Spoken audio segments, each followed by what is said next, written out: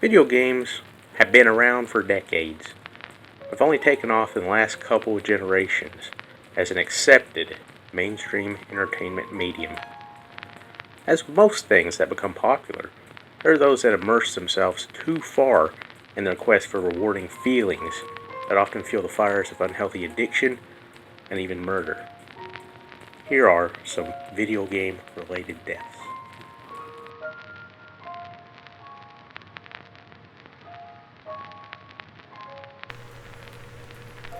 The Case of Chewching, a gamer scorned. A Shanghai gamer killed another player when he discovered that the man he loaned his dragon saber to had been sold.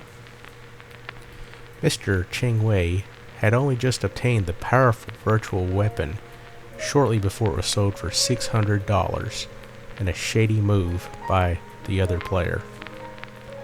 Before the attack, the angry gamer told police about the theft, but they said the weapon was not real property and dismissed his claims as being nothing important.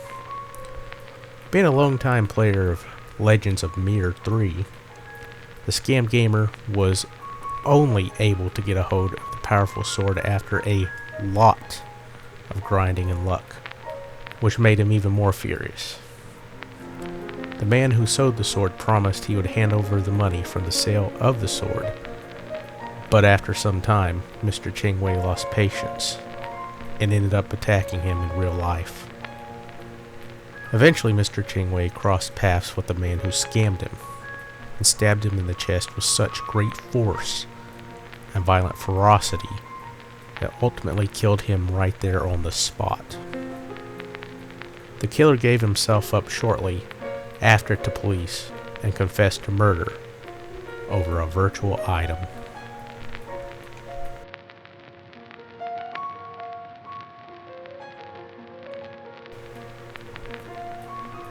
The Case of Jennifer Strange.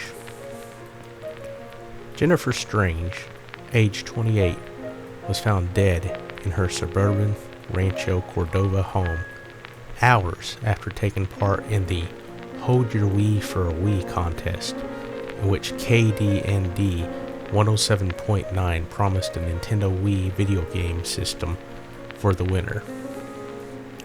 At the time, Wii consoles were in high demand and out of stock just about everywhere, so it was a very attractive offer. She said to one of our supervisors that she was on her way home and her head was hurting real bad.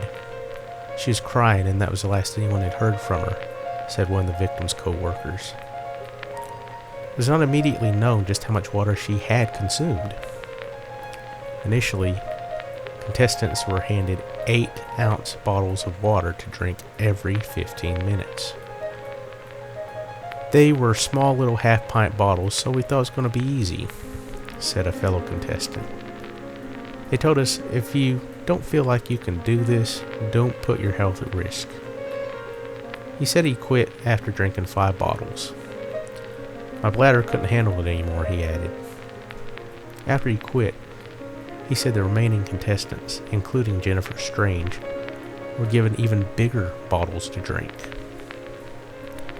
I was talking to her, and she was a nice lady, he said. She was telling me about her family and her 3 kids and how she was doing it for her kids. Jennifer Strange left behind 3 children and a husband. And the radio station was forced to pay her family $16.5 million in damages, and all employees involved were ultimately fired.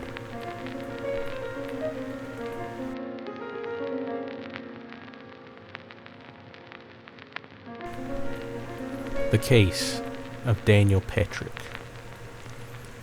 Daniel Petrick, age 17, planned to kill his parents because he was angry that his father would not allow him to play Halo 3.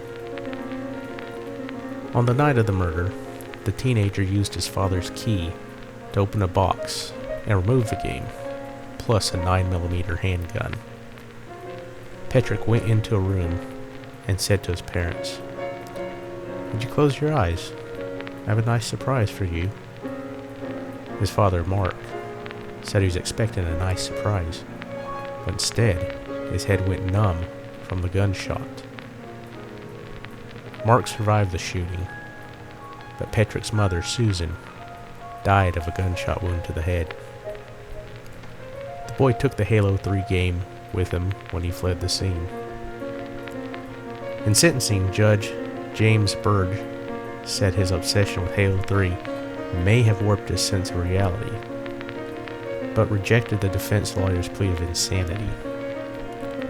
I firmly believe that Daniel Patrick had no idea at the time he hatched his plot that if he killed his parents, they'd be dead forever, Judge Burge said. Patrick may have been addicted, but the evidence also showed he planned the crime for weeks, Judge Burge said. The teenager was found guilty of aggravated murder, attempted aggravated murder, and other charges in the Lorain County Court of Common Pleas. The judge sentenced him to life in prison with the possibility of parole after 23 years, which was the minimum sentence.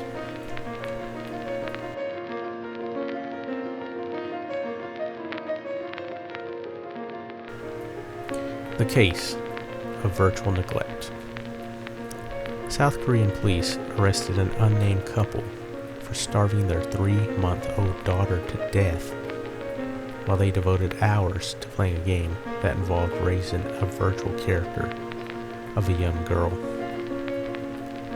The 41-year-old man and 25-year-old woman who met through a chat site left their infant daughter unattended while they went off to internet cafes. They only occasionally dropped by to feed her powdered milk. I am sorry for what I did, and hope that my daughter does not suffer anymore in heaven, the husband is quoted as saying.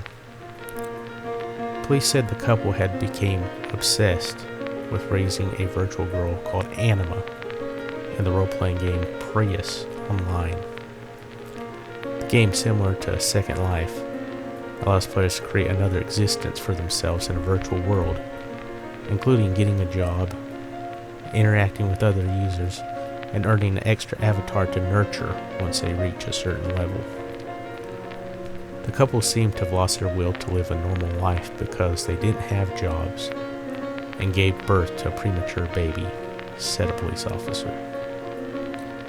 They indulged themselves in the online game of raising a virtual character so as to escape from reality, which led to the death of their real baby. After a lengthy 12-hour gaming session, the couple came home in the morning to find their baby daughter dead. The baby's malnourished body aroused police suspicions of neglect that were later confirmed after an autopsy. The couple fled to the wife's parents' house in their province, but were picked up shortly after. The case shocked South Korea and highlighted obsessive behavior related to internet and gaming addictions. Hi there. Thanks for listening to an old fox tell his tales. If you'd like to hear more, please like and subscribe and hit that bell button. And remember to always do one thing every day that scares you.